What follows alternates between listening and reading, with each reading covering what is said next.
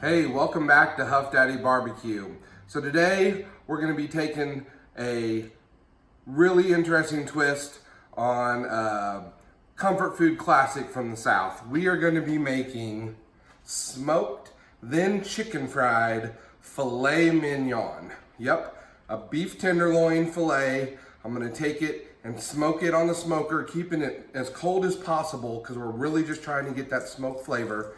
Then we're gonna bring it inside, pound it out thin, bread it up, and deep fry it to get you a smoked chicken fried beef tenderloin filet mignon. All right, sound cool? Let's get started. So what we got here are 4 choice fillets from Costco. I didn't want to go prime because it's really not that important to get all that marbling on these since we're gonna be chicken frying them. But 4 pretty good looking fillets. What we wanna do first is we're gonna take them and we're gonna kind of butterfly them. So you're gonna take a sharp knife and you're gonna go down almost all the way through to where you can open them up. And what we're doing is we're trying to expose more of the meat surface so we can get more smoke and more seasoning on there, okay? So you might not wanna necessarily hold them in your hand unless you're real comfortable with your knife, but you're basically gonna open these up pretty good just so we can get more surface area as well as more smoked flavor on the meat. All right, one more to go here. And you can see these are about 1.5 inches, 2 inches thick. You want a thicker piece of meat so that way when you butterfly it open, you know, you don't have anything too thin that you're working with, okay? So, you know what, and I might just go ahead and take that part of that off, set it aside. All right, so got them open. Now we're gonna take my man Matt Pittman, Meat Church. We're gonna take his holy cow seasoning and we're gonna sprinkle it on. You don't wanna go too heavy because we're also gonna we're also going to season the flour before we batter these up. So we're just gonna get a little bit of seasoning on the outside of the meat.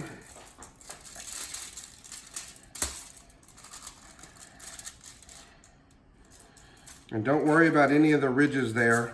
We're gonna take care of those when we pound it out and thin these out for the to make the chicken fries. Okay?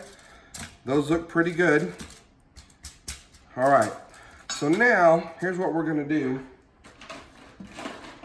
In order to keep these cold while they're on the smoker, because you really don't want these to cook out there, you're just trying to get the smoke flavor. We're gonna put these over a pan of ice, set them on top, and then that's gonna help keep these cool when the smoke hits them, okay? So, we will be right back. We're gonna go out and put these on the smoker and I'll show you what that looks like. Okay, I've got the Yoder set as low as it will go at 175. Again, I'm really not trying to create any heat here. I don't wanna cook the fillets at all if possible, but if you've got a stick burner or smoker, just don't build a very big fire. You still want a clean smoke, so you don't want to create any creosote flavor or have a dirty smoke, but build a small clean fire, set your pellet smoker to as low as it'll go. If you got a Traeger, I think it's got a smoke setting to keep it low and slow, and then again put the meat over a tray of ice with just a grid or something to stay on top of it to keep it over that ice. And we're just gonna stick it right here, away from the fire, right like that, okay? Now, we're gonna let that in there probably about 30 minutes or so, then we're gonna come over and we're gonna flip them over so we can get smoke on the other side. For wood, you wanna use a strong wood, a hickory, an oak, something with a lot of bite to it, because you're gonna lose a lot of that smoke flavor when we chicken fry these when they're ready, okay? So pick a stronger wood, whatever you prefer, keep it cold, 30 minutes, we're gonna come back and check on them. All right, these have been on about 30 minutes, so check them out. Starting to get just a little bit of smoke, but not a lot of heat. Yeah, see the Thermopin is still judging them at below 80 degrees. They're temping out, so they're staying cool. Oh, that underside is still real cool. So we'll just flip these over, close the lid, give them another 30 minutes of smoke, and then we'll come get them. All right, they've been on for about an hour, getting some good smoke coming out of here, so let's check them out. All right, all the ice is melted, but those still feel cool to the touch. You can tell from the darkening around the outside, they've definitely got some good smoke, just a little hot. So we'll take this. Yeah, not bad at all. All right, we're gonna take these inside, and I'll show you what we're doing next. It's gonna be great. Okay, so we've got the fillets pulled off. Now it's time to pound them out thin so we can batter them and fry them. So I've got just a normal plastic bag. I think this is a 1 gallon bag. So I'm gonna take the tenderloin or the beef fillet, put it in that bag, and I'm gonna take my meat mallet, and I'm just gonna start pounding them down. Now you don't wanna obliterate them, but you definitely wanna thin them out. Start from the center and kind of smash towards the outside when you go. And you're looking to go, about a 1/2 inch thick with these, and you want to keep them pretty thin. All right, so there you go. Oh man, that smoke smells delicious. All right, let's do another one here.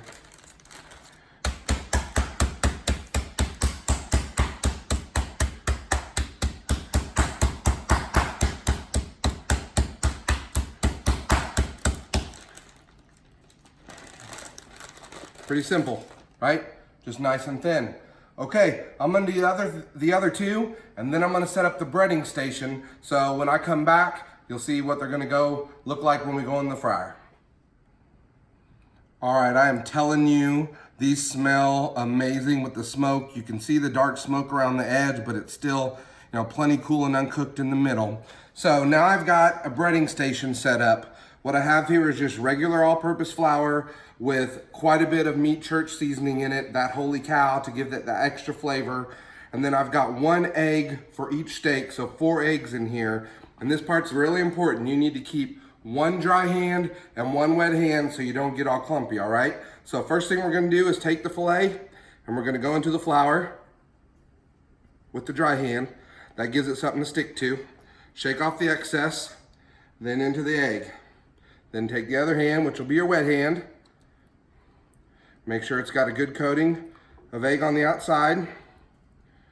And then into the flour.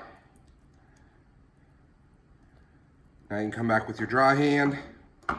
Make sure it's got a nice coating, okay? And for my steaks, I just like flour, egg, and seasoning. You can do breadcrumbs if you want to. You can do crushed up crackers, but for my chicken fried steaks, I like to keep it simple. Dust off the excess, and then put it back here on this rack to let it set up for a second, okay? So that's all there is to it. I'm gonna do the rest of these, get them breaded up. While this is going, I've got a cast iron skillet, deep enough to fry one of these, filled with about, 1.5 inches to 2 inches of oil, and I'm trying to get it up to 375. That's the temperature we're gonna fry it at, okay? So get that set up. While you're finished breading these, we'll be back. All right, so it's a little over 375 on the temperature of the oil, but that's okay because when we put this cold meat in there, it's gonna bring that temperature down a little bit. So you're shooting for right about 375. I'm just shy of 400, that's all right. So you're gonna take your breaded chicken fry, which by the way, I let these set up and rest for about 5 minutes or so with the breading on, just so it kind of sticks together. You're gonna lay it in the oil. You always lay away from your body. So put it in and then put it down, just in case it splashes, okay? So we'll pull it there. See that bubbling and frying? That's exactly what you want. Temperature's already dropped down to that 375 range we were looking for. These are probably gonna take about 5 minutes or so to get the nice golden brown that you're looking for. So probably wait about 2.5 minutes, give it a flip. Really, with it being a beef tenderloin, there's no amount of time. You can eat it when it's rare, medium rare. You're really just looking for that outside crust to get that color you want. And you know what a nice, delicious golden brown chicken fried steak looks like. That's what you're shooting for. My guess is it's gonna be about 5 minutes. So we're gonna let this cook. Then when it's time to pull it off, I'll show you what it looks like and what to do, and then we'll cook up the others, and then I'll show you how to finish it off. All right. So it was right at 5 minutes each one. I'm about to pull this last one out here. Let's just see what it looks like. Oops. Look at that. golden brown, delicious smoked beef filet mignon. All right, I'm gonna let these rest for just a couple minutes. I'm gonna take a bite, give it a taste, and then show you how to plate it up. I'll be right back. Oh my goodness, this smells amazing. You can see the color on it. It's a nice, what they call GBD, golden brown and delicious. I'm gonna cut into this right here. Oh, that's so freaking tender. Look at that. Filet mignon, smoked, and then chicken fried. I'm gonna give it a taste.